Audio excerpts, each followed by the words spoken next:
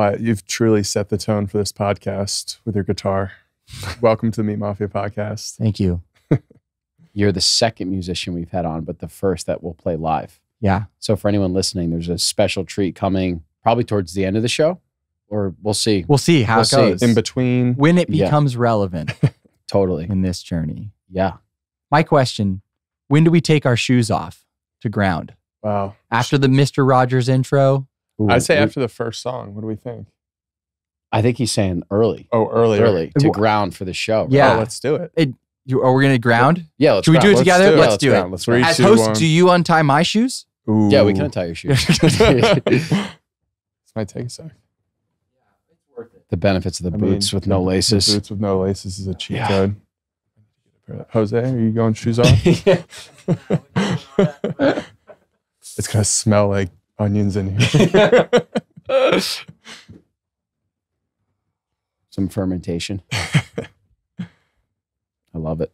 Yeah, all important things. First shoes off podcast, first musical podcast. So for anyone And listening, very important. Wyatt was one of the first people we met when we got to Austin and started doing the Meat Mafia stuff. The Rome Ranch. Rome We did. Ranch. We met in line. We met in line. Shout out Dr. Gustin for introducing us. Oh, that's right. Like right away. Yes. Yes. Because you were with Anthony. Yeah, that's right. Mm-hmm. And we were just learning a little bit about your story. And one of the things that Harry and I were saying, just doing some prep work for this conversation, was that you have one of our favorite perspectives on nutrition, healing. I think sometimes we probably have a tendency to focus just on food in the context of healing. And I feel like you encompass so many different disciplines that have been part of your story and part of your journey, hence you having your guitar here. So I think as a starting point, man, it would just be amazing to learn and give the listener a little bit of insight into your background and your story and your journey. Because when I was having some issues this summer with my stomach, you were one of the first people that I turned to really get to some answers. Yeah. Thank you. Okay, so we just kind of talk about my journey. While there's many pathways into healing, probably why we connect so much is because food was one of the most fundamental and starting points for my journey. And I think it has to be involved in everyone's healing journey at some point. So I was living in Santa Barbara, California. I was an aerospace engineer. I was doing instrumentation design, just small projects. Started a company with a robotics professor of mine.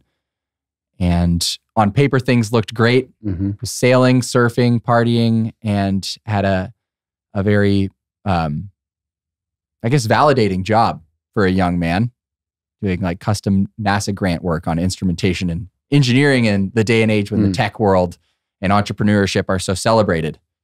But I had this chronic inflammation going on, strange symptoms. Primarily, the pain that I was experiencing was in my back and lower back and chest and neck. But along with a lot of other strange symptoms like blisters on my toes that would appear in the winter. My right eye was going blind once a month. Once a month. Once a month. Just, I would go blind, no pain whatsoever. 10 minutes blind, go away. I started getting a little bit paranoid. I had mood swings for the first time. Chronic headaches separately from the eye blindness, all sorts of nebulous things. And I started seeing doctors and getting not a lot of feedback. Just take some non-steroidal anti-inflammatories. It wasn't until I walked into the office of a rheumatologist who said, are you Scandinavian? Does your mother have psoriasis? I was in the waiting room and he was like, what are you doing in here? You're too young. I see older people. But he diagnosed me pretty quickly with ankylosing spondylitis, which is an autoimmune disease. Ankylosing spondylitis means calcification of spine inflammation. So we actually got MRIs done and my sternoclavicular joints were fusing. So the pain becomes immense. At this point, I was in a lot of pain. I was taking like 16 Advil a day, which is also screwing my gut up. Yeah. And still continuing my like work hard, play hard lifestyle with so much pain. And once I got that diagnosis and saw that like my spine and rib cage was fusing together, and he let me know that basically all these bones are becoming rigid quite quickly and they'll fuse together. You'll be stiff. You won't be able to breathe very deeply. You could have chronic pneumonia. You could have a shortened life like that. It's also going to be incredibly painful. Biologics are what I offer. If you're familiar with the TNF alpha blockers like Humira and Enbrel. He said, if you want the injections, you can see me. If you want a shoulder to cry on, you can go home. And I was like, this is a very stern response. And my reaction actually, at first there was some sadness and then there was a moment of existential humility. Where I was like, wow, I thought I was doing everything the best I could. Like every one of my daily activities and social interactions, the food I eat, I thought I was doing those the right way. And my body is a reflection back to me saying, nope, the way you relate to me, what you're eating, it's not the best way to be. So I had to let go of what I thought was right and let go of expectations I had for myself and let go of the projections of expectations I had from other people about what I should be like, all in one moment. Because the diagnosis was pretty severe, I was able to re-look at my life entirely and say, I don't know shit. I really don't know anything. Yeah. And I do know that I'm in a lot of pain. And it's most likely that the things that I hold on to the most, that I'm least willing to let go of, those are the things that need to be questioned the most.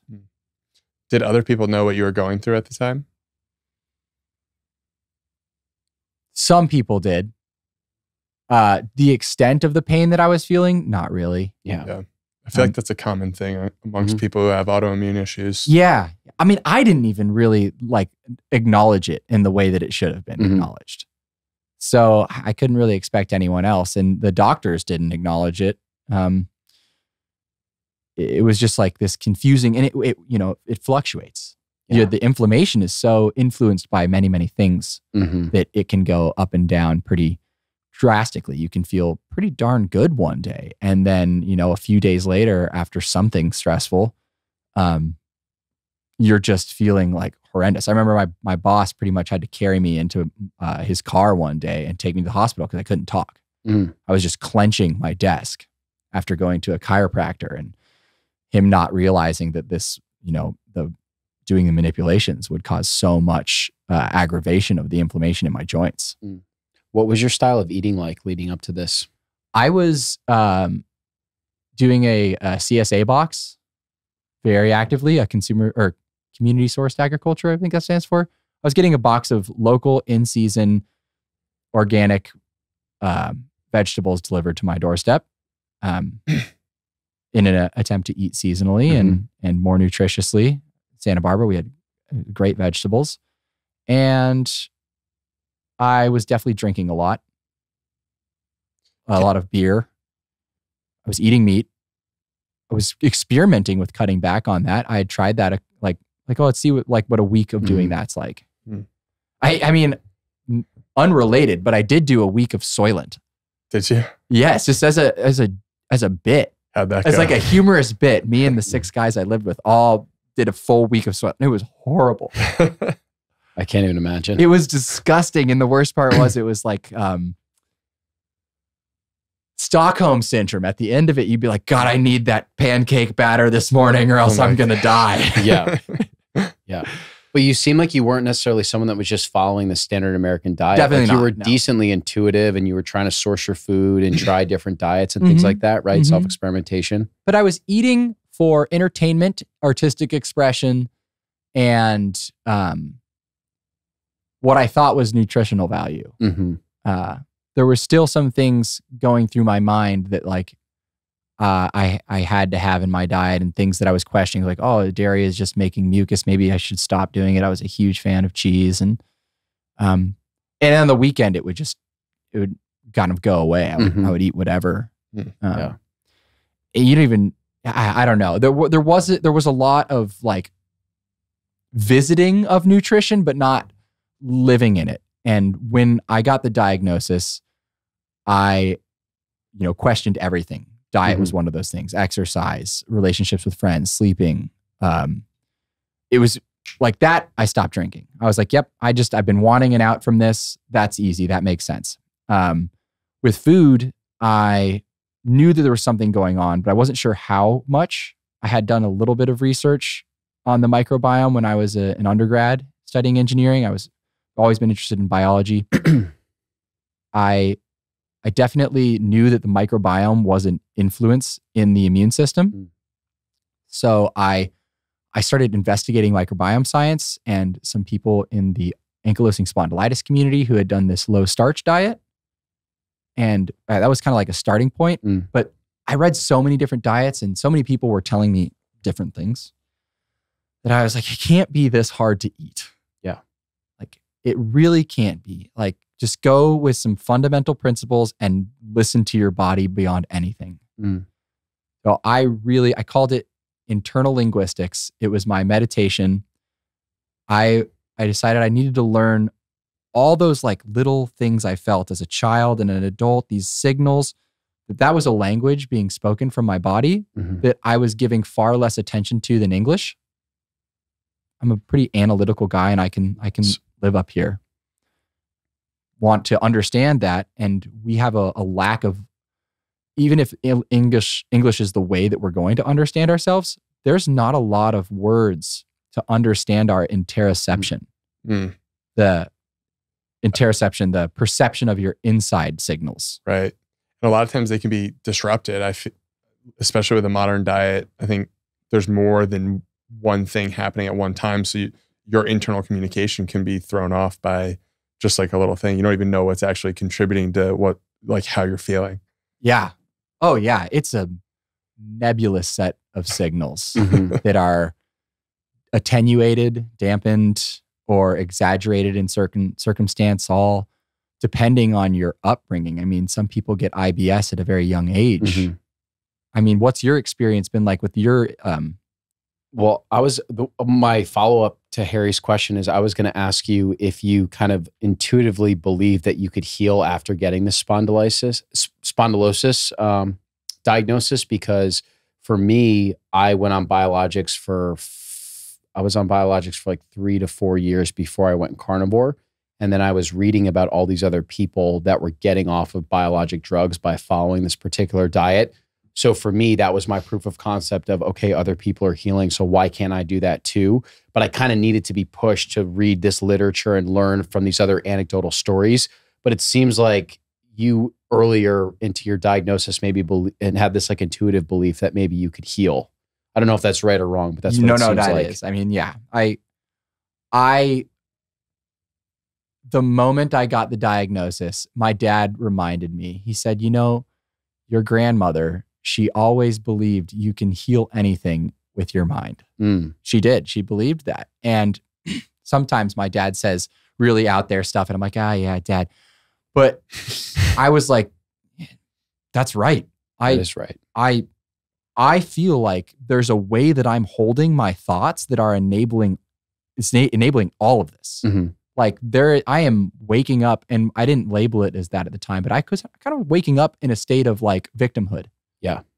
And a lot of that was my dissatisfaction with my own lack of self-actualization. I was very upset with receiving like ideas, creative ideas, and getting support and then not acting them out in my life, and then taking safe decisions. Yeah. And an avoidant pattern. And I was attracted to the idea of getting sick subconsciously. Interesting. Wow. What was the diagnosis rock bottom for you, or was it weeks or months after kind of going through the process of figuring out what was going wrong and how to fix it? The diagnosis was the inflection point. Rock bottom was before that. Yeah. It was the confusion, the non-diagnosis, things getting worse, not getting answers. leaking of the inflammation into personal relationships, into like insecurity, sexual insecurity. It was touching everything. Yes. Yeah, it really can. Like there is no limit to what like the embodiment of being under threat on a physiological level can touch. Your mind will find any psychological reason to make sense of this. And that's something I would like to talk about today. Like how are our stressors, the chronic stressors in our bodies or subconscious emotional minds, being projected onto each other and society or ourselves in untrue ways and unhelpful ways. Let's take a minute to talk about some of the sponsors and brands who support the show. Who are you thinking? I was thinking about Carnivore Bar.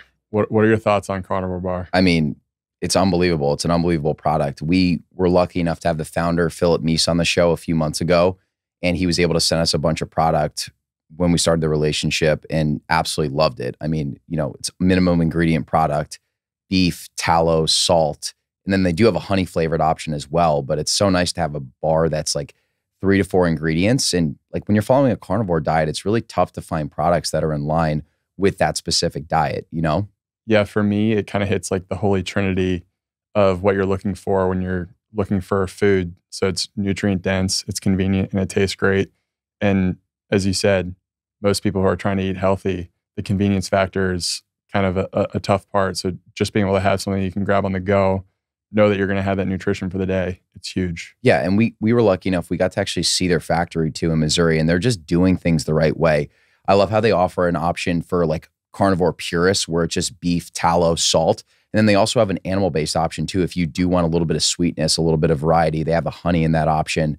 And they're just people that are doing things the right way. They're very mission focused. They're carnivores themselves. And, you know, we're always on the go. We're traveling. We've taken a bunch of flights together. To have a bar that has 30 grams of fat too, like that's huge from an energy density standpoint, right? Yeah, he checks all the boxes, or the company checks all the boxes. And I just think the fact that they're sourcing from a regenerative farm as well, and Joyce Farms, just a win-win. 100%. So Carnivore Bar. So we got the affiliate link, and then it's code MAFIA for 10% off. And then another one of our sponsors, one of our favorite farms, Holy Cow. What they're doing at Holy Cow is pretty remarkable. The relationships that they've built in the industry and how long they've been doing the grass-fed, grass-finished regenerative model is really innovative. They were one of the first people to be doing that and supplying whole foods early on. Just a great community farm, and also just the product is something that speaks for itself. Yeah, I think number one, to your point, Harry, they're just incredible people. We got to hear them speak at the Beef Initiative conference in Colorado. We had never met them before, but just hearing Warren's story where they were following a standard American diet, he had had a heart attack, and they were just looking for answers of like, how can we actually get healthier? Do I need to be dependent on medication? And they started changing their diets to incorporating more animal foods, and he completely reversed those symptoms of his stroke. And now they're just doing things the right way. They're grass finishing their beef. They're incorporating incredible practices. They have great relationships with the animals, and they're very passionate about just like connecting directly with the customer and also educating their customer on grass finished beef. Yeah, and I think the best part is too, they're shipping nationally and trying to reach a bigger audience. So being able to not only supply beef nationally, but also educate people on the quality of good, clean, whole foods is just, it's an incredible mission. How much do you love their beef bacon, by the way? I know that's your go-to. Dude, it's one of the best things I've ever tasted. It's that good. No, honest to God, it's so good. Holy cow. Yeah. One of the other farms that supports us is Perennial Pastures, another regenerative farm out of San Diego. Our experience with Kevin Munoz, the owner, we had him on the show, a young first-generation rancher who's really empowered by this movement of regenerative agriculture and really wants to be a leader in the space. I think our conversation with him was so insightful just in terms of how mission focused he is and how he really thinks about his farm as a business and wanting it to be here 50, 100 years down the road, even though he's just the first generation of it. And I think just being able to spend time with him out in San Diego was kind of the perfect indication of that, where we got to go have a meal with him at his house, hang out with his wife and kids. Like, what an amazing person. And I think his mission focus around raising really high quality beef and restoring nutrients to the soil is just one of those rare missions that I think everyone can get around. Yeah, he has such a commitment to really feeding the local community in San Diego, in the San Diego County first and foremost, but he's also passionate about feeding the community around the country. So I know they've invested a lot of time, a lot of money, a lot of resources to being able to order beef in bulk on their website. So I know that they now offer quarter, half, whole cows directly off the website. They have that great ancestral blend ground beef product. So it actually has organ grinds mixed into the ground beef. So you're getting the benefits of like an ounce or so of organ meat, but because it's in the ground beef, you really can't taste it at all. And I think to your point, Harry, just another amazing person. You know, Kev was someone that he was following a paleo diet in college and started realizing, wow, when I nourish my body with real foods, I feel amazing. Had a really successful stint in tech, but realized that there was just something else that he was passionate about. So he's one of those rare cases where, you know, he put his money where his mouth is, and he's a first generation farmer, just, you know, bootstrapping this thing, raising money, and just so passionate about feeding the community. Just an amazing guy. Yeah, absolutely. What are your thoughts on organ supplements, and what do you think about the company that supports our podcast, Optimal Carnivore? Such a good question, man. I think organ meat is something that's gained a ton of notoriety the last few years, and for good reason. I don't want to speak for you, but I think both of us have had a ton of benefits just incorporating organ meats into our diet. I would say that, you know, we definitely prefer the raw source of organs, where we'll just, you know, chop up some liver and some heart, and, you know, there are different ways to prepare it. I think the raw source is the most nutrient dense, but, you know, we're fortunate that there are companies like Optimal Carnivore that exist that freeze dry organ capsules, so you can actually take them on the go. You know, there are a ton of times where we're traveling where we're not going to have access to raw organs. So I can throw a little Ziploc bag together of Optimal Carnivore and be good to go. And I think 6 pills is an ounce of organs, which is like the daily recommended amount that will give you a lot of those really good quality vitamins in there. So that's kind of how I think we've been using it. Did I miss anything there? No, I think the fact that it just makes organs accessible to people. And I think that organs are generally just a food group that are underutilized when it comes to eating nose to tail. And the nature's vitamin is a perfect name for these organ foods. And I think a lot of people are pretty, you know, in the mainstream object to eating organ meats. But when you put it in a pill form that doesn't taste bad, it's convenient, you can put it in your backpack. It makes things a lot easier. And I also think that just generally these brands Optimal Carnivore is focused on making people healthier, which is just such a strong mission. And, you know, I think liver capsules is a great way to get people thinking about their health differently. 100%. There's probably someone that's listening to this right now, and you're interested in organ meats, but the taste might make you a bit squeamish. You feel strange about eating raw foods. Maybe you cook liver and you don't like it. Maybe it has a metallic taste. I think that's also where the organ capsules play such a great role, is that you're still getting that nutrient density, but you're getting it in a very convenient capsule-like format, and it just takes away any of that squeamishness that you might have to the taste. It's, you know, it's just a great product. And also Richard, who runs Optimal Carnivore, you know, he's started listening to the show really early on, and he's built his own organ supply chain and is just doing things the right way and really trying to support the right people in the space. So just proud to be associated with them, honestly. Yeah, absolutely. Thanks for listening. Now we're going to go back to the show. Yeah, it's so interesting to dig into that, because I know for myself, I can pinpoint when I really started getting bad stomach issues. I was probably the most stressed out that I'd ever been. I was playing college baseball and I was failing badly for the first time. And I know for a fact that, like, instead of just having fun and being competitive, which is what I'd always done up to that point, I was getting scared and I was afraid and I was overthinking. And I know for a fact that it was a combination of my diet and lifestyle, but also stress that was just being stored right here. Mm-hmm. So it's interesting that it seems like maybe you've had some similar reflections in your own way that led to you getting sick. It's always interesting reflecting on this stuff. I think it's so the confusing thing for me, and maybe for you, is like, what comes first? Is it the susceptibility in the mind, the desire, the weakness there, or is it something physiological then that makes your thoughts more attracted to that because you need an explanation for why things aren't going your way. Yeah. One of the greatest things I learned in that short stint of the biomedical PhD program was Carl Friston's law of free energy minimization.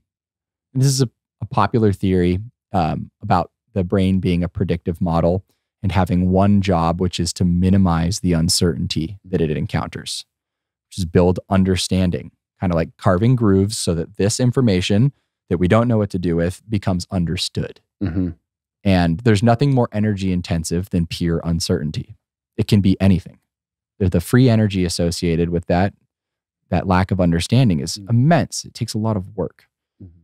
But when you can just take that information, which is rather gray, and find some amount of pattern in it, it minimizes the work your brain has to go through immensely, even if that's maladaptive. So to become less abstract is if a person that you recognize does something mean over and over to you, and you just don't understand, it doesn't make sense, it's threatening, it's a lot easier to just see that person as a bad person and evil and stay away from them. And then anyone who kind of acts like that person also gets thrown into that bucket. And you start building these understandings that are unsupportive of you when you want to go into a social situation. And just because that guy looks like that person who is mean to you, you're now the one who's unhelpfully responding because it takes less energy. So are you kind of saying your perception or other people's perception of you during that period when you're going through your health problems was a misrepresentation of you? No, I'm not saying that. Okay. I'm trying to touch on how our mind can hold ourselves in maladaptive patterns because it's easier to understand. It is so long as something's easier to understand, it will free the brain from some work. But it can be creating chronic work for it to do because there's conflicts, and like this room should be full of safe people, or this food that I've eaten my entire life should be safe, but I've learned that it's no longer safe. That's what you're saying. Yeah. So that builds chronic stress over time. The conflict that results from that can, like if your learning is to stay away from people and self-isolate, you're going to be missing a human need. If the thing you learned is something that's like, if it's not safe to fall asleep, then you're just going to continually have insomnia and drain your body of this fundamental human need that you can't meet. What do you think, looking back, were some of the biggest contributors to you getting sick and having that autoimmune disease? Oh, man. I have looked back a lot of times at this, and when I was going through it in the beginning, I felt like the lifetime of antibiotics were some of the biggest contributors. Like I was on antibiotics probably 4 or 5 times a year with strep throat, bronchitis, sinus infections. Interesting. And we just nuking your gut every time. Yeah. And there was no mindfulness about it. Then I looked back, my mom was inflamed during gestation. It's a very crucial time to set off some inflammatory symptoms. And it does seem like I had my Sjogren's symptom, the dry nose, dry mouth, nosebleeds, dry eyes, since I was like 3 years old. So I could have had this inflammatory response from very early on. From that gestation, being born cesarean section, very limiting on the microbiome. There's a lot of things that make the body more susceptible on a physiological level and an emotional level. Like I talked about, like I wanted to be sick. It felt very relieving in my subconscious to see myself in a hospital and not have to work for 2 months and not have any expectations. That's hard to admit. As a man, that made me feel like a weak person to think that I actually wanted to be sick. But as a person who felt a lot of responsibility for meeting his potential and a lot of shame if I didn't do that, if I wasn't meeting my potential, having a physiological excuse is very helpful. It takes the weight off of your ego, which minimizes more of that stress. So I can see, looking back, how it's possible that a lot of this was from internal frustrations for not meeting a projected persona, like of success or something. Yeah. It takes a lot of humility to be able to admit that too, that you were just someone that enjoyed self-identifying with being sick. And to be honest with you, when I was in the middle of my inflammation and I was in the hospital, I actually remember having that feeling of being like, oh, this is an excuse where I don't have to go back to school or try hard at baseball or something. This is the perfect excuse to just be able to quit and, put this chapter behind me almost. It's interesting. And I actually never thought about that before until you brought it up. And I actually remember when I first publicly posted about healing colitis through a carnivore diet, I posted it in this Facebook group with 3,000 members of other people that were on Remicade that had all different types of autoimmune diseases. And I thought that there would be an overwhelmingly positive, positive message a response from my message. And it was actually overwhelmingly negative, and people being like, this is BS. You're just trying to sell us something. This is unsafe. There's no science behind what you're doing. And it does make me think, how many of these people, maybe they identify or like identifying with the topic of being sick because maybe it gives them an excuse. So I don't know if that's right or wrong, but it's interesting to think about. I mean, no, it makes a lot of sense, right? Because this gets to a really important topic of what inflammation does to the brain. Inflammation is a signal of threat. The body needs to take care of something. And acute threat is very natural for the body to experience. Some sort of infection happens, you get inflamed, it passes. The acute stressors that we talk about in training are very helpful. Lift weights, large stimulus, it's over, rest, relax, heal. But carrying a 150-pound backpack every day might drag you down, especially if your body's not ready for it. And sometimes the inflammation in our gut or some sort of infection or an emotional thing can be like that. It can just be this crippling chronic thing. But when you have that chronic stress, you become less expansive in your awareness. The constriction of a fight or flight response is, it hones your eyes in, it causes you to look for specific things. You don't really store very many memories in that time. You're just accessing responses. And anyone who's feeling a lot of inflammation is going to have a limited ability to accept information. It's a big challenge. You have to meet people where they're at. Yeah. That's the most important thing. And sometimes it seems ingenuine because you're like, oh, I don't really mean to communicate this, or I don't want to share in that perspective. But I think the lesson we all need to learn is that you got to meet people where they're at and celebrate them and not just write them off as people who can't receive something that's helping them. I mean, I'm sure so many people feel the same way about us. Definitely. Yeah. How has your relationship with your potential or the idea of potential changed since you went through this whole process of healing yourself? It has fluctuated. I think the greatest thing that happened at the diagnosis was I lost that expectation for myself. I gave myself permission. Some piece of information gave me permission to not feel the weight of that. And I mean, I worked a lot, actually. I was doing a consulting job, had that other job with the engineering company. I started teaching robotics. I was, studying my body and meditating and swimming and floating in the ocean all the time. But I didn't feel the pressure of it being my identity or my actualization. It was just me being curious and interfacing with life. Yeah. And I think that's why I was able to heal so fast. I mean, I went from having bone spurs that were nearly connected on both of my collarbone joints to in 3 months of being, I think 6 weeks in, I became fully carnivorous because I was, I was intuitively eating, fasting, doing all sorts of things. But then I went on a trip without any vegetables. I just couldn't pack them.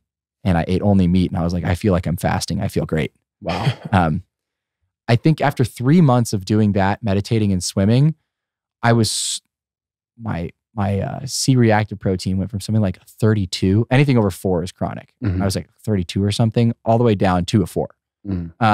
Very quickly. And I started feeling so much better. So it was pretty quick that I was able to do that, experience that, and also be super open to not knowing. Like if I didn't have that permission from myself and that curiosity, if I had the pressure of knowing things right for what they were, I wouldn't have been able to, one, let myself go on a 3-hour hike starting at 5 a.m. just because I wanted to, or really experiment with not eating for 4 days and just being like, maybe this is going to be helpful. It was a really big permission slip to not know, to be receptive, to trust my body more than my brain, which was huge for me. Yeah. Some people are good at that. I was definitely more mind over matter all the time. Very important to invite my body into really seeing that it is me. Especially you being an engineer. Yeah. Right? Yeah. You're just in the coding all the time. All the time. Just all up here. But I do remember, I'm pretty sure you told me this on the phone when we were talking this summer. You were a very strict version of carnivore. Weren't you basically ground beef, salt, ghee? Were you eating it was like 3 foods, right? No, Yeah. I mean, so there wasn't a carnivore reference at the time. What year is this? It's 2017. 2017. Yep. And I had had it with every diet book being conflicting. So hard to get answers. It's insane. Yeah, well, I mean, I feel like it's a lot clearer now to me, and I feel like the answers will always be obvious in the end. But I was fasting. That's when I realized it was in my gut. I looked at the microbiome and said, okay, if I have leaky gut and dysbiosis, then it seems like anything that feeds bacteria is going to be troublesome. I also need a microbiome to be thriving. So it says, like, these resources say, but I can't feed this leak in my intestines anymore. And it feels just better when I only eat meat or fast. And I went from 195 pounds to 148 pounds in 7 weeks. Wow. And that moment, and I was pretty much only meat. At that point, I think I was also eating some like cucumbers and kale or something. Just because I was, I need these micronutrients from the greens. And I went on all meat for 1 week. That's right. And I was like, I'm feeling a lot better. And I looked at that number on the scale and I had my one and only panic attack in my life. Like, I'm talking full hands clenching, hyperventilation. Am I killing myself? Have I become delusional? Like, I feel so much better. And I'm just withering away. Huh. And you were intentionally losing this weight. Like, you were eating enough food and feeling good? I don't know. I was fasting quite a bit. Yeah. But I was eating 1.5 pounds of meat every day and 2 tablespoons at every meal, 4 tablespoons at every meal of fat, avocado oil or ghee. What is it about fat in particular, but also protein, that is so like anti-inflammatory? Even after studying this, I can't tell you. Yeah. I don't know. It seems like a lot of it has to do with having a compromised intestinal barrier and there not being a lot of bacterial populations that thrive off of the fat and the meat in your intestines. So that's what it kind of seems like to me. Yeah. And so it just more of the same of what your body looks like on the inside. And if it leaks through your intestines, so be it. It's not a hugely foreign looking entity, whereas bacteria always looks like sepsis in the blood. Even if you're taking probiotics with a compromised intestinal barrier, it'll cause a lot of inflammation. Yep. So at this point, it's 2017. You've been doing the fasting, strict carnivore. You dropped to 150, even though you're feeling great. You're nervous because you're like, holy shit, I lost almost 40 pounds. Every book I've ever read says that I'm not getting my vitamins, that meat's the most inflammatory thing I could have. And I was like, what? Fuck it. Yeah. So where do you go from there? I accept that I'm a humble servant to my body. At this point, I'm meditating 2 hours a day just to talk to my body. Damn. Like, what are these things that I've felt my entire life? How can I build up an internal interoceptive language? 2 hours a day. Yeah. That's incredible. Yeah. Was it guided? You're just talking to yourself? No, it's just with myself. Okay. I did mindfulness-based stress reduction course in the very beginning to learn the principles of mindfulness. That was very helpful. And then I moved that on into this intuitive guided Internal linguistics is what I was calling it at the time. Now I call it gastroenteroceptive awareness. And I would do, after a certain amount of time, I started doing a heart rate variability monitor so that I could be really in I could watch my synchronization of my heartbeat and breath, get into that supposedly very synchronized autonomic state. And I would just let my body speak to me. I would listen. 30 minutes after every single meal. So 3 meals a day. I did 30 minutes of heart rate variability, synchronized internal linguistics. And I would do an hour in the morning and sometimes an hour at night of some other form of whatever I was intuitively doing at the time. So you were working your ass off to heal.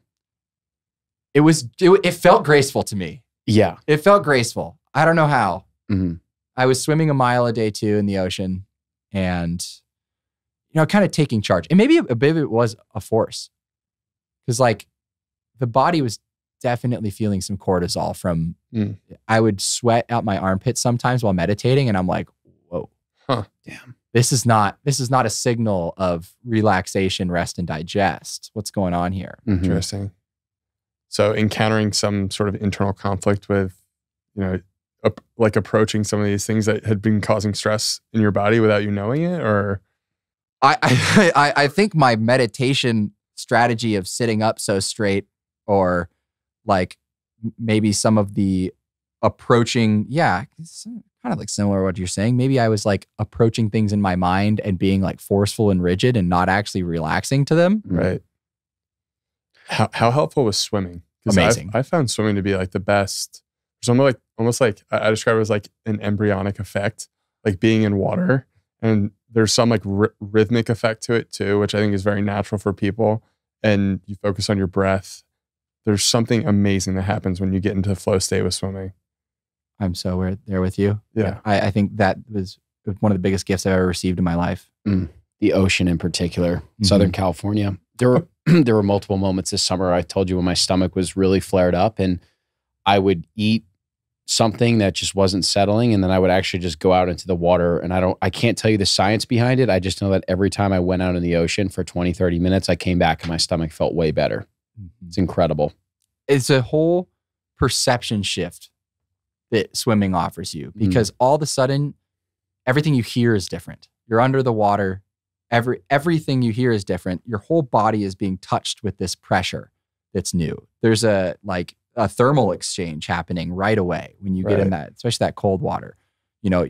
Everything feels different like that. When you're underwater, particularly like swimming down a little bit deeper, it's just that floating, that silence and floating. It's a totally novel space. And I think it is that injection of novelty that allows the mind to let go. It's not getting so much subconscious reinforcement of the patterns that keep us sick. There's a lot of that. There's a lot of, it makes the devil that it makes more sense to stay sick a lot of times for your brain. But in the water, it is so novel that maybe it lets go of those loops quite a bit. Serenity and this, I like this embryonic, the womb idea. It brings you back to the womb.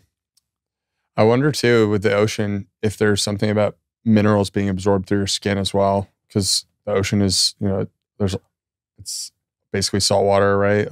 It's where we came from. Electrolytes, yeah. Where all life came from. So you were doing a lot of swimming, carnivore. You were meditating for about 2 hours a day, 30 minutes after your meals. Looking back, was there anything else pivotal to your recovery journey too? Yes, there was. Yeah, there was one big thing, which I've been kind of hesitant to talk about sometimes, but it was amazing.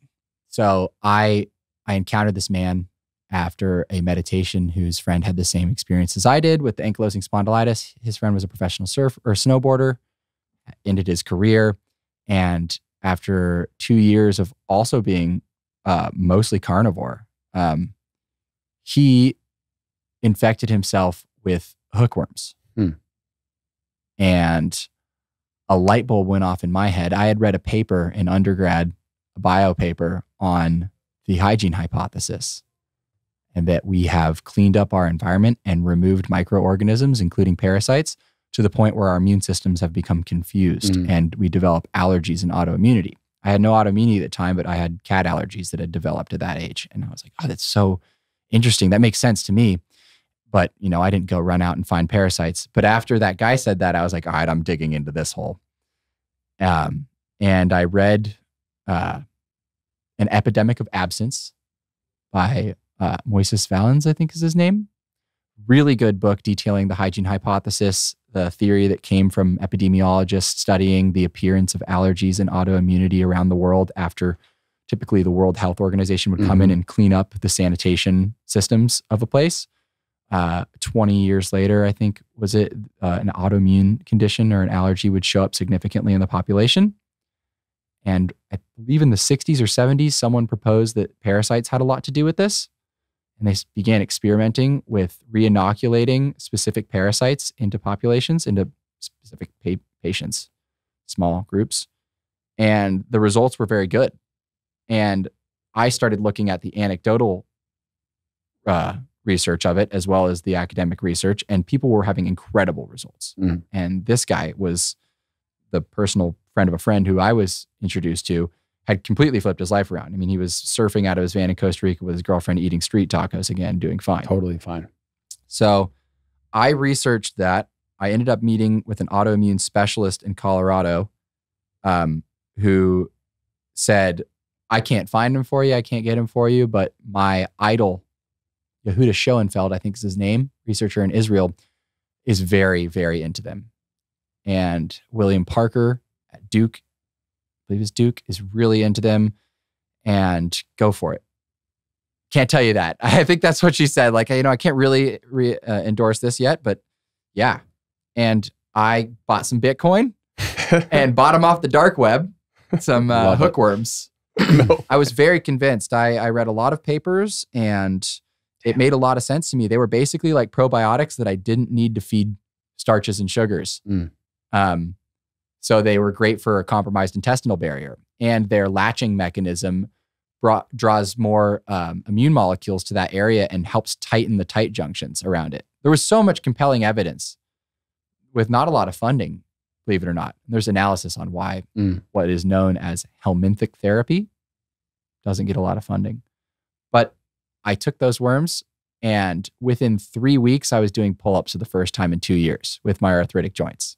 3 weeks. 3 weeks. I was like, oh my goodness. And then within 7 weeks, 6 years of brain fog from post-concussion syndrome playing lacrosse was gone. And I felt like I was actually awake again for the first time in 6 years. I cried that morning. It was incredible. So I am incredibly grateful for how Helmentic therapy has aided in my healing journey. They were incredibly powerful at helping me regain a balance in my immune response.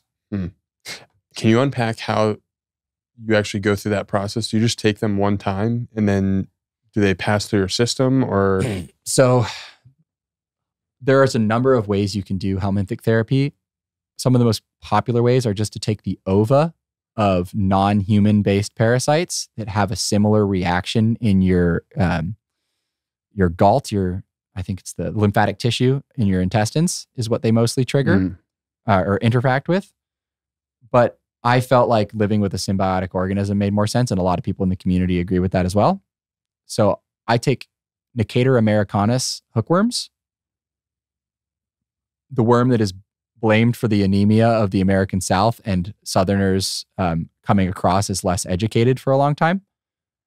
But when you take this worm in a particularly therapeutic dose, this helminth is a great therapy because it can't actually repopulate in your body. So you get them in their L3 life cycle. They're microscopic. You can't see them, in a little plastic vial, and put them on a Band-Aid, and they have to crawl through your skin. And it sounds like crazy science fiction stuff. I'm sure there's a bunch of podcasts out there on people who've done Helmentic therapy. But they crawl through your skin into your bloodstream. After about a day, they come out of the alveoli of your lungs and then ride the villi of your lungs up your throat They're still microscopic. I think they're in the L4 life cycle now. And then you swallow them without knowing, and they make this journey down to the ileum, I think, the end of your small intestine. And they latch on down there. And then they start spewing out a bunch of eggs as they mature. And those eggs have the same effect as taking the eggs some people do in pill form. But they also have this interaction from the actual parasite itself being latched onto your gastrointestinal tissue, which is the tightening of tight junctions of that, that skin, those epithelial cells in your intestines. So they kind of force a tightening there, what some of the papers have suggested. And they're also putting out a bunch of eggs, but they can't repopulate there. The eggs have to have soil and a moist, warm soil environment to then start their next L1 life cycle.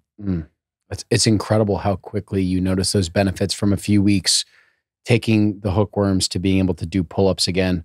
I'm curious, was there part of you was there part of your grandma's advice that was in the back of your mind of like, hey, the mind can heal anything. So is this actually the hookworms, or is this just placebo of me knowing I took hookworms? I mean, it doesn't matter because either way it did its job, but I'm just curious if you thought about that at all. Every single thing I've done, you have to think about that. You have to. I mean, I'd say the three things I was researching when I was in the short stint of that PhD program was synthetic biology, because I wanted to see what we could engineer to help, the microbiome, microbiome science, and psychoneuroimmunology, which is how our thoughts influence our immune system and how our immune system influences our thoughts and behaviors. That I've been a student since day one. That's what that internal linguistics is.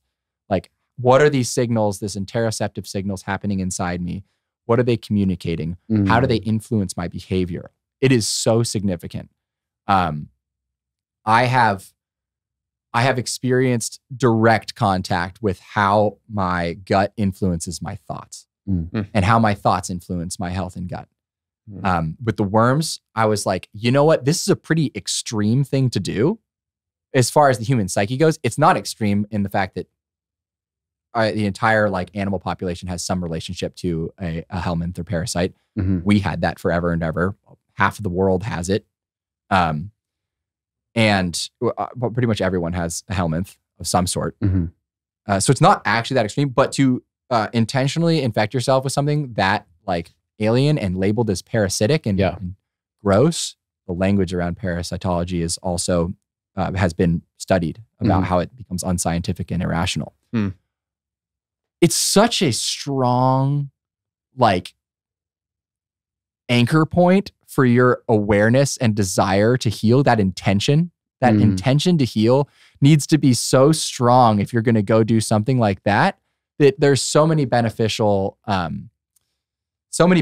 effects from the mind aiding in that. The placebo effect there is got to be just awesome. And also, that's another great thing. Let's not deny the benefits of placebo. Everyone's like, let's cut the placebo out of this. But what are things that can enhance the placebo effect? Taking a large leap like that. Every single meal that I ate only meat at and had, I knew I was in service to myself and that healing was possible every time I ate that meal and didn't eat something else. How helpful. Absolutely. Every relationship interaction with food was one in which I felt my own empowerment. So healing. You can find a way to do that genuinely for yourself. Everything else is just a perk. I mean, people feel that doing things that are bad for them all the time, that might not be having the effect, right? I think taking supplements in general, not the most necessary thing.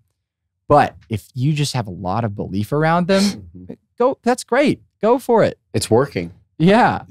And clearly you with the hookworms, you had done your research. You had gone to you'd researched different papers. This autoimmune doctor gave you her blessing. And you were like, people don't understand the depths of what you're willing to go to when you're sick to actually become healthy. Indeed. How sick you actually were to be able to force yourself to be able to do that. Interesting question that comes up in that is, why do, I feel like I've gotten a lot of beneficial response for the amount of scientific research I did around things. Very methodical and rational. But how much of that was just my way of finding faith? Mm. How much of that was my way of, that's how I validate to myself that this is what's most valuable and going to help me the most. It was, it's airtight. I came across that in the PhD program where I was like, do I really need to do all of this research to validate that music is helpful in healing?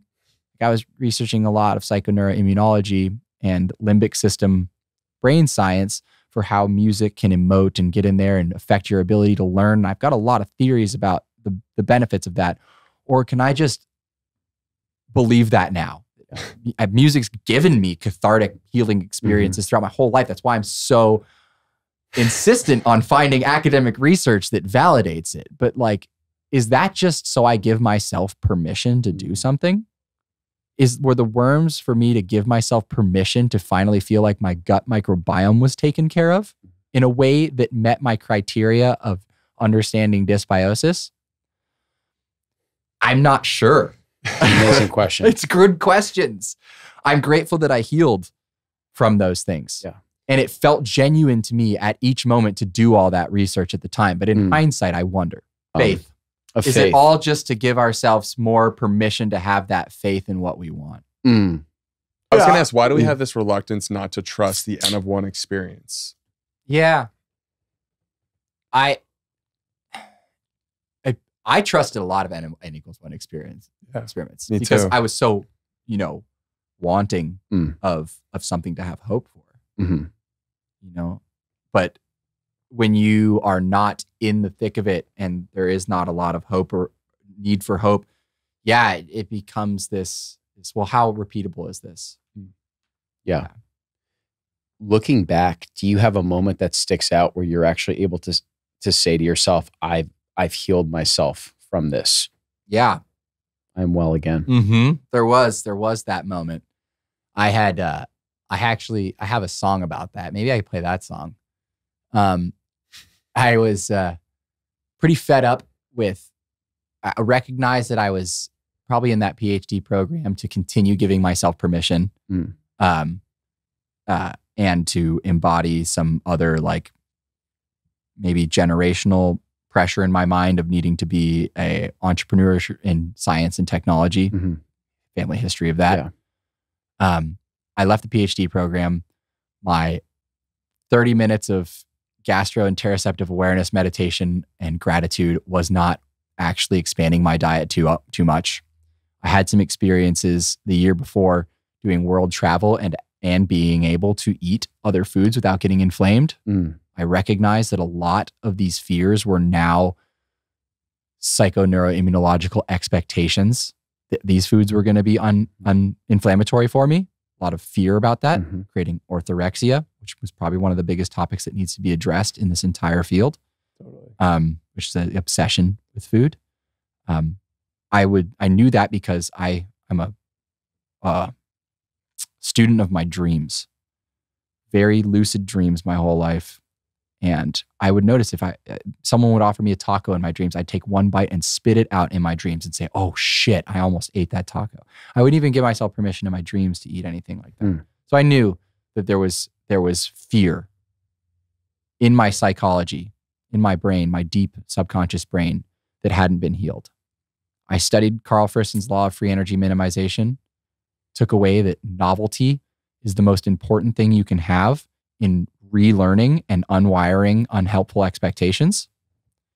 And I thought, what's the most novel thing I can do to get rid of, one, the information that is fueling all of my expectations that food is unsafe, which could be the bike ride that I take every single day, the smell of my pillow, so much subconscious information that is part of that salience, the relevant information that feeds that expectation. So I just said, world travel seems like it'll work. And I went to Bolivia because it seemed like the least touristy part of South America. I would probably have to speak more Spanish there, which would be more novelty that my brain was dealing with. Things would be very different looking. It's high altitude as well. More novelty for my body to deal with. And I was also excited about the city of Sucre. It looked so gorgeous. So I went to Bolivia with the intention that I will accept any food that someone offers me as a gift. And the only rational thought I will really indulge in is, how cool is it that I'm halfway across the world and this person just offered me food? What an amazing act of generosity that is truly human and shared. Just gratitude. And I remember I was in line at customs to get into Bolivia, and some guy, the customs security guard, just like became my friend. We were like trying to practice English and Spanish together, and he handed me this like corn puff street food thing. And I was like, okay. And I just ate it. And I ate everything that was handed to me. And within 6 days, I definitely got traveler's diarrhea from eating whatever. But after, as I came out the other end, and it did too, I was like, I think I'm done. And I went and had an incredible, like 13-course meal at this restaurant in La Paz that is associated with Noma. I can't remember the name of it right now. Very fine dining, all local. And it was very cheap. I ate every single thing there. Felt fantastic. I felt completely liberated. I ended up meeting up with my brother in Cusco and Machu Picchu.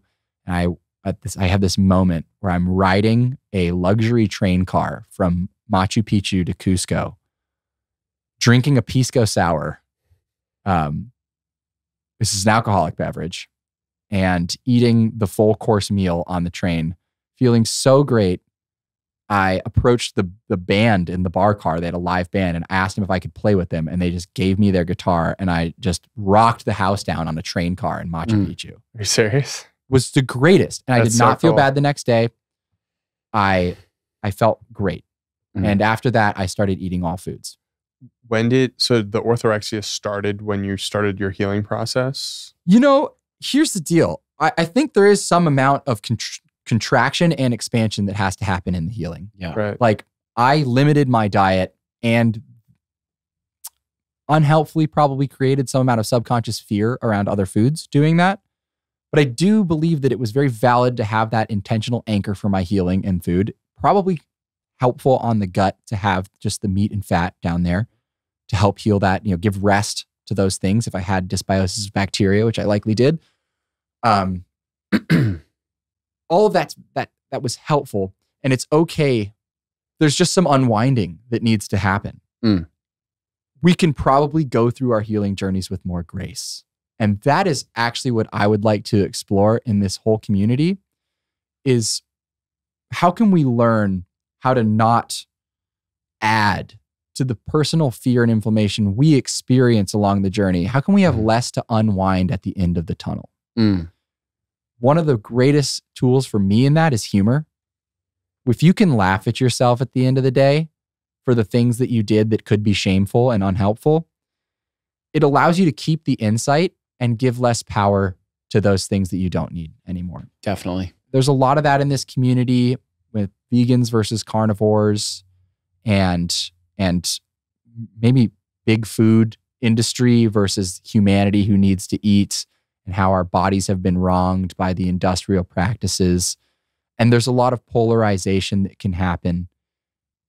My question is, how can we lead with love throughout that process and minimize the need to blame others and really empower each other to have what we want the most, which I think is community, connection, and health in our body. We don't want enemies, and we don't want to put other people down in order to feel good. Definitely. If we could do it best, we wouldn't have to do that. Yeah. Sometimes we put other groups down so we can have more clarity in our mind that what we're doing is right. We can have more support that what we're doing is right. And we do that in a way that kind of minimizes other people and their humanity or other things. Yeah, a lot of people love identifying with the carnivore tribe or the vegan tribe, and it's almost humorous to think that people think that you're basically going to die if you eat seed oils or kale or something like that. And I think to what you're saying, it reminds us of the fact that the body is incredibly resilient. And I think that is a big unanswered question in the carnivore community of if or when do I start to introduce other foods into my diet? And I think I think about the topic of health and resilience. And, if I have a healthy gut, I also want to be able to live my life where the majority of my meals are probably protein dominant, and hopefully I'm cooking them myself. But if I'm going somewhere else, I would love to be able to enjoy the food. And if it's not worry about the oils or the sugars or the carbohydrates or the corn, like you were talking about, and focus on the gratitude and trust the health that my body is built. Exactly. So for you, that trip was a huge inflection point, because you're like, look, I can eat these meals and maybe I have a little bit of traveler's diarrhea, but it's okay because I'm enjoying the experience and my body is as resilient as I want it to be now. Yes. And a lot of that is giving yourself permission to be resilient instead of looking for ways in which the world is breaking you down. Yes. I think it's totally valid to look for that in the beginning, and probably mostly look inward. There's a lot of resiliently healthy people out there who've been eating seed oils their whole life and they're thriving. There are professional athletes who drink beer and eat Skittles, and that's what they do. Yes. There's ways to thrive, Yeah. and we have a lot more strength than we give ourselves permission to have. I'm very interested in the stories that we can share that remind us of our resilience, our collective resilience, that we can all be healthy and happy, and that it doesn't have to come through demonizing or victimizing anybody. Do you think the community component of the health picture is important to that message in particular? Yes. Like telling the stories and connecting through vibrant health. Because after COVID, it feels like we've all been isolated for, a certain period of time, and community hasn't been at the forefront of our relationships. And I think a lot of people have been isolated. So getting back in touch with these communities is a great way to start healing. Yeah. Community is essential. Yeah. It's absolutely essential. So whatever you can do to be a part of a community is helpful. And there is a community for everyone out there. Yes. Be mindful in that community of how you can encourage it to be open and inclusive, and how the stories that they share in that community, what the intention is. Because if the intention is just to be supportive, hammer that in. Yes. How can we encourage each other to feel our healthiest? How can we encourage each other to feel seen, heard, connected to, respected, validated? If that is what we're getting from it, anything that does that in an unhelpful way, drop it. Yeah. Don't attach on to that. Forming communities around that natural immunity, the natural connection that we have, our bodies, the way we want to feel, focusing on these positive myths, a curiosity with life, even in the darker times when we feel threatened. If you can work on using curiosity instead of defensiveness, and that, I think that's one of the most helpful things we can have. It's actually a time where I would like to plug something. And that is, my friend Adam Fishman and I have been having this discussion for a few years about what's the best way to learn in which you don't accumulate more fear in your body. And you're actually living the life you want while creating the more beautiful world at the same time. And we've come up with gratitude-based learning. His perspective was coming from the environmental movement, feeling like the world was just on fire, about to burn. And, Greta Thunberg scared the hell out of him. He couldn't even buy blueberries at Whole Foods without just feeling the immense shame and destruction of the planet. And he had built a whole organization that was carbon offsetting and very meticulous, and letting people know that they could calculate their carbon footprint, but in 7 years, the world was going to burn if they didn't do these things, and projecting fear into that community out there. And we sat down and said, how can we lead with love, right? I had done the fears and the food in my body as well. How can we lead with love and have the future that we want? And what is it we love about the future? And what is it right now that we love so much that we don't want to lose? How can we celebrate and support that? And it really took a shift from this activism mindset to this community mindset. Like in the activism way, it's like, something's not safe. I've learned this thing that we need to do carbon offsetting credits, or that we can't eat seed oils, or that we need to farm regeneratively. And my job now is, because I feel comfortable, okay, that's the solution. My job is to go evangelize that and convince everybody that they should do that. Mm-hmm. When people are told that what they're doing is wrong and that they need to do something better right away, there's an amount of just, they can't hear the information. When you did your, hey guys, I've healed myself with my carnivore diet, I'm off the biologics, people weren't receptive. Yes. You know, you need to get to know people and see what they're doing and why what they're doing is valid and celebrate that.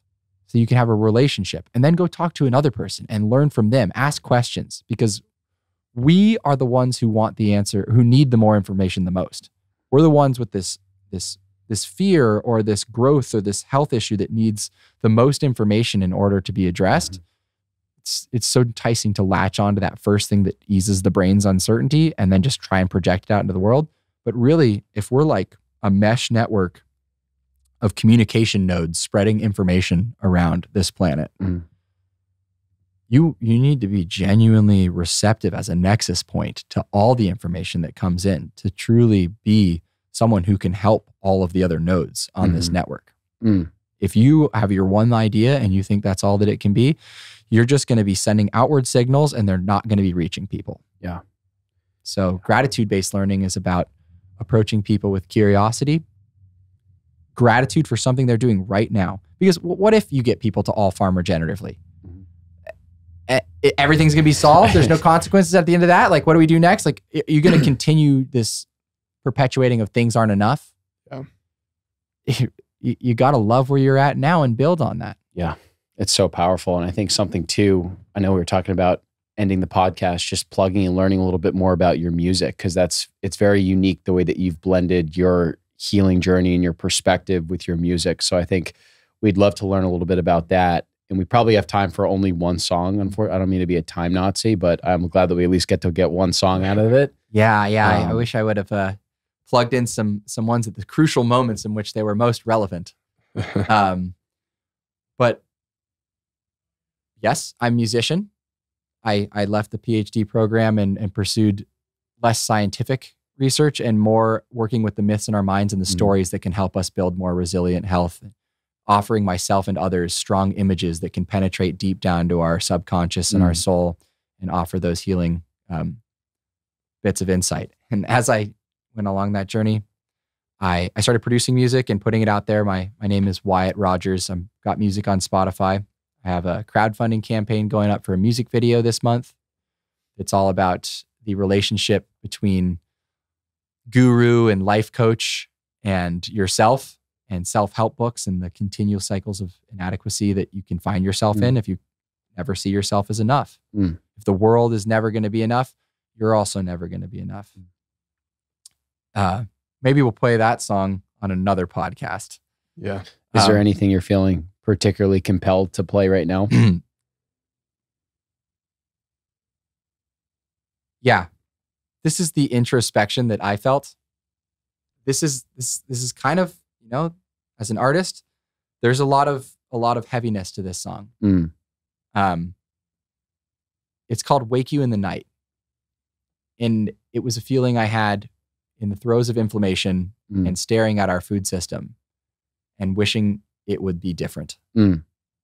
And feeling so righteous and upset, but not being self-aware after the years of how inflammation influences my perspective, asking a question of, is this my dream? Am I projecting a nightmare out onto the world? And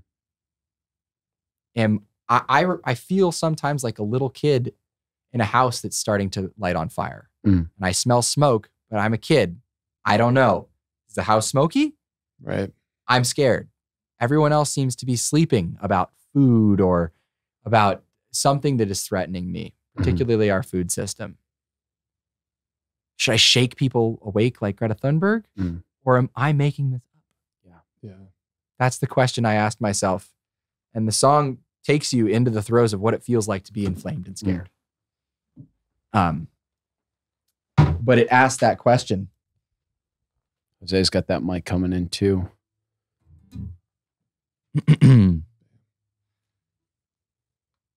So I think this song will speak to anyone who's had a food journey that feels like this food system isn't supporting them. But the important question is this our collective inflammation? Is it really this evil and broken? Is the house really on fire? It might be, it might not be. In this song, you're going to feel like it's kind of on fire. Beautiful. Let's do it. We good to go?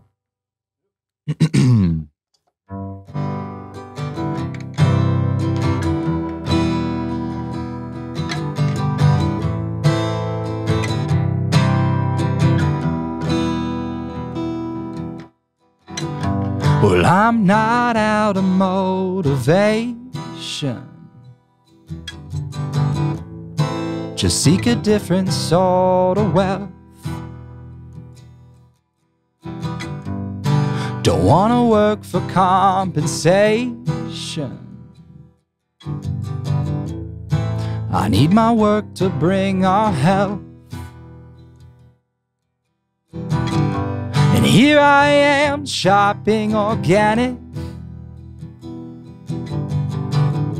in cold and corporate grocery stores, buying foods that hurt the planet, that I can't even afford. So should I wake you in the night to show you what I've seen? 'Cause I smell smoke inside this house. Maybe I'll just let you dream. And you can blame it on Big Brother. And you can isolate and shame. But our collective adolescence is attracted to this flame. Still here I am shopping organic in all these corporate grocery stores, 'cause that's the best that I can figure, until we all can get on board. So should I wake you in the night and shake you from all of these dreams? 'Cause there's a fire in this house that you are fanning while you sleep.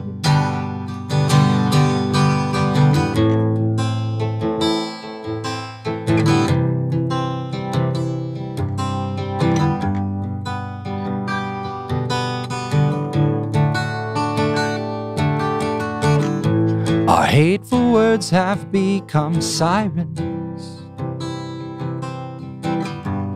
whose seduction keeps us on our phones, ensuring us that we'll keep silent by making sure we feel alone. And if this seems all too dramatic, go ahead and shut your eyes. There's no need for us to panic. We're already burning alive. Oh, I am shaking in the night. And God, I hope that it's my dream. Because the smoke is so damn thick now that I can barely fucking breathe.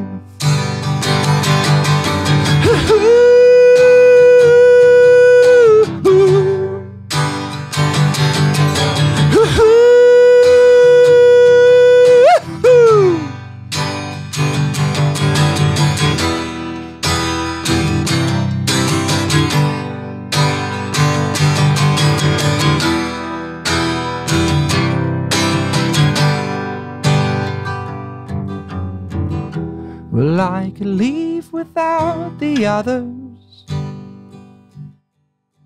but I'll never make it on my own. Only if we leave together will we ever make it home.